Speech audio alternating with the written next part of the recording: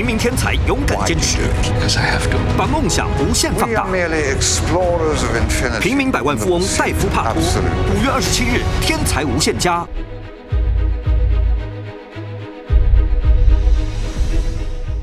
The thing that interested me about The Man Who Knew Infinity was it was a story I knew nothing about a man I knew nothing about. And it was about mathematics, something which to me seems entirely passionless, but it does contain passion and wonder and mystery and art. Jeremy and Dev, they had off-the-wall chemistry, and I've sort of always said this is a love story, and really the love story is between the two of them. And I don't think we see that too often in film, and when it can happen between two people that are, mentor-student or in a different kind of a way, it can be pretty powerful when men sort of reveal a more sensitive side that you don't often see in film these days.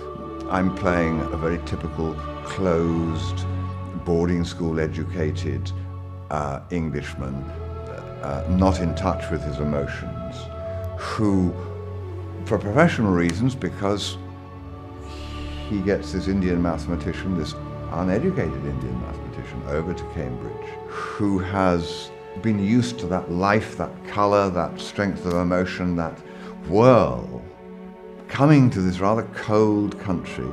We were just going to war, 1914, and working very closely with a man who wasn't in touch with his emotions at all, so couldn't really respond to him.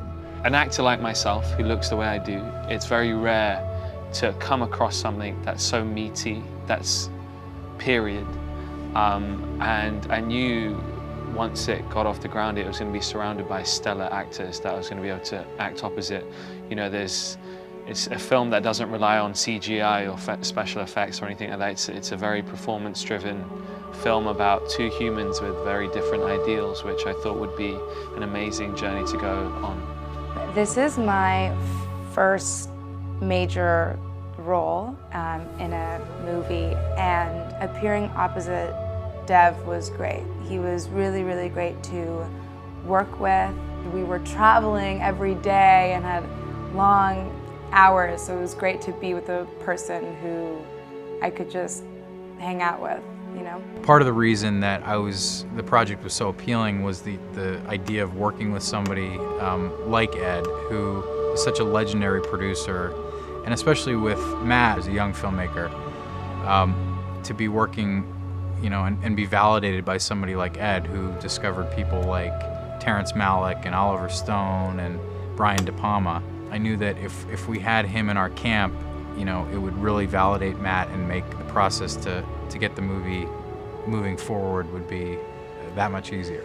But Matt had a very good handle on the level of the team he wanted to surround himself with, and I think that was important on a first-time director's job, is to give him people that have the experience, and Matt, I think, instinctively understood that and went for that as well. Be working with somebody like Larry Smith, who's our director of photography, is such an amazing stroke of good luck for us. Pure mathematicians, I have learned, are people who study it literally as an art, see where it takes them. The mathematics is incredibly difficult to grasp, if not impossible for someone like myself.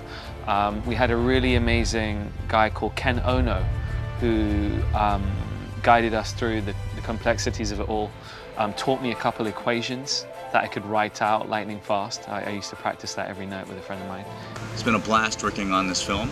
I guess my first task was to see to it that the props, the letters, the actual mathematical manuscripts, make sure that these were accurate, precise documents, but have also helped with the tweaking of the script here and there to emphasize the right, important mathematical discoveries. I've had the opportunity to discuss some very critical scientific lines with both Jeremy Irons and Dev Patel, and it's been great.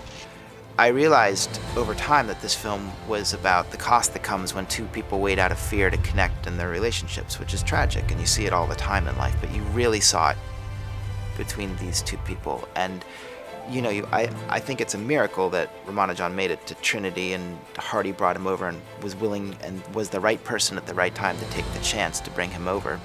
It's a bittersweet triumph at the end of the film because you want a happy ending and there is a happy ending in a sense, but it's bittersweet. 全球一致盛赞，今年必看。强势问鼎奥斯卡，5月27日，《天才无限家》。